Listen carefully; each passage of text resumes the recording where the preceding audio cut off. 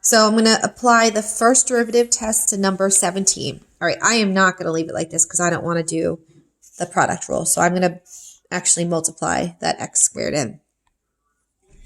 So I have 3x squared minus x to the third.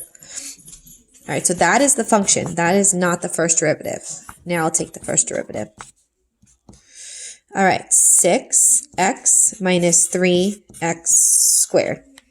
Okay, setting the first derivative equal to 0. I have a 3x in common.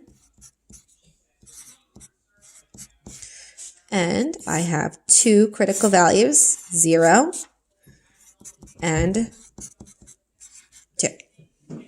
All right, so here's my intervals. First interval of testing is negative infinity to 0, 0 to 2, and 2 to infinity. All right, in the first derivative, I'm going to evaluate negative 1.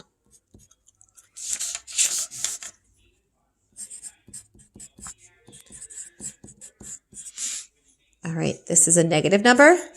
Negative squared is positive times negative is negative, so this whole thing is decreasing. All right, here I'm going to plug in 1. 6 times 1 minus 3 times 1 squared. Positive minus 3 gives me a positive, which means I'm increasing. All right, and then lastly, I'm going to evaluate 10.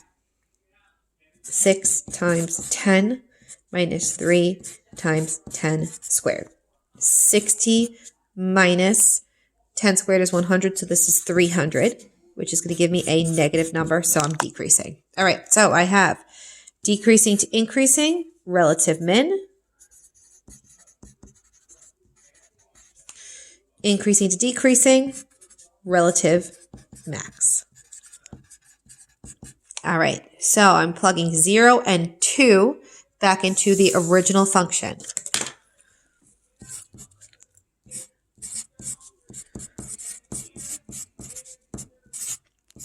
Okay, plugging 0 in, this whole thing becomes 0, so I get 0, 0. 0 was my relative minimum.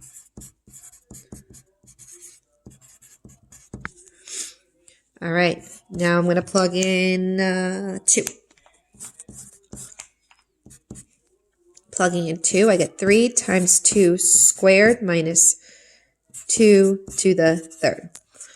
So 4 times 3 is 12 minus 8, which is 4. So I have 2, 4, which is my relative max.